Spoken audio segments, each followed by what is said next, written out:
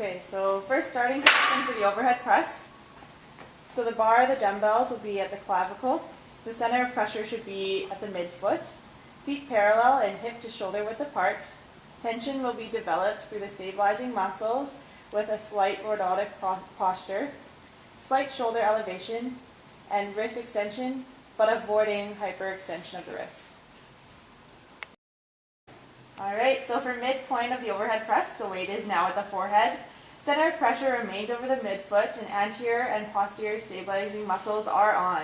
Forearms are perpendicular to the bar, or elbows are slightly in front. Wrists moving towards flexion. Alright, so moving to end point. So now you can see Stephen has the weight overhead. Center of pressure should still remain over the midfoot. The bar is above C2. Shoulders, hips, and ankles are stacked, and slight thoracic extension.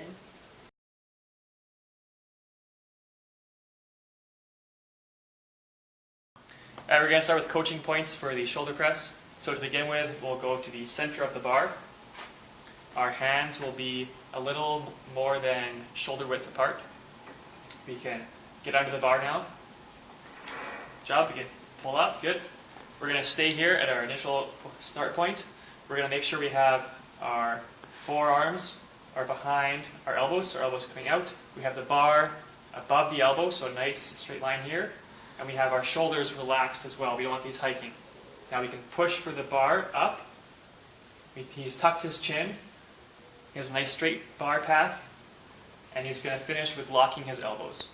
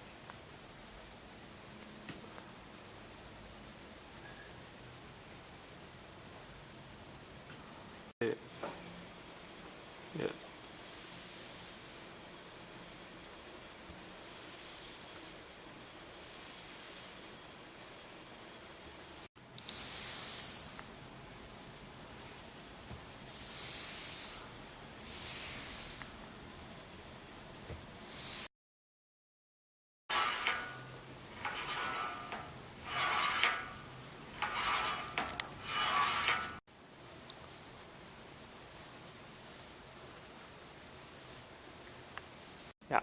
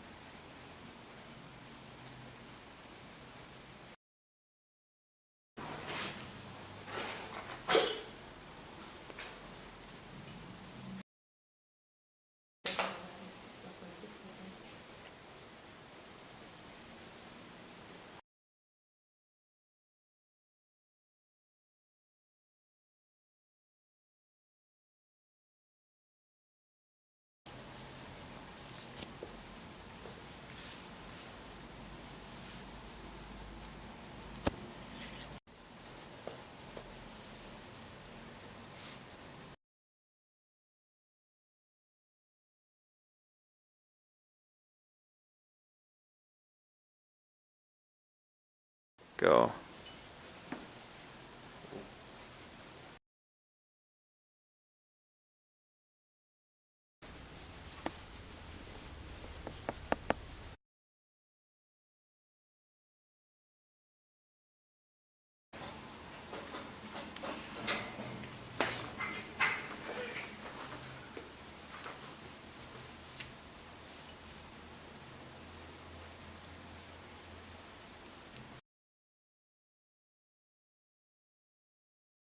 Okay, so this is prone W, which is a really great exercise as it helps you work on stability and range of motion.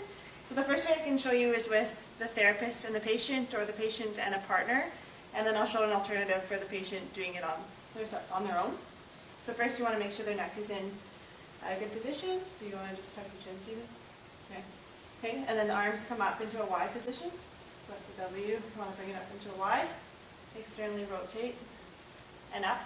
Okay, so as a therapist, I try to push him up into the top of his range, and he can hold it there. And if he's able, I can apply a little bit of resistance and ask him to hold for 3, 2, and 1, and then relax. If he was by himself, you wouldn't get much of the PNF component, but you could use the dumbbells. So if you have it in your hands, facing each other, and then just rise up into a W, or into a Y. Yeah, so you can get like that. So the next one here, similar to the Y, I call it the flip cup. Basically what it is an elbow drive, and then they open up. So Stephen will kind of drive his elbows towards the ceiling. So actually like this, yeah. So it's kind of 90 degrees. And then you'll flip up. So as a therapist, you can assist your patients into getting into those ranges. Then you could ask them to do an isometric hold, or you could apply some resistance to them for 3, 2, 1. And then you could relax. Again, this could be repeated with the dumbbells. And it's a great exercise for having stability and mobility.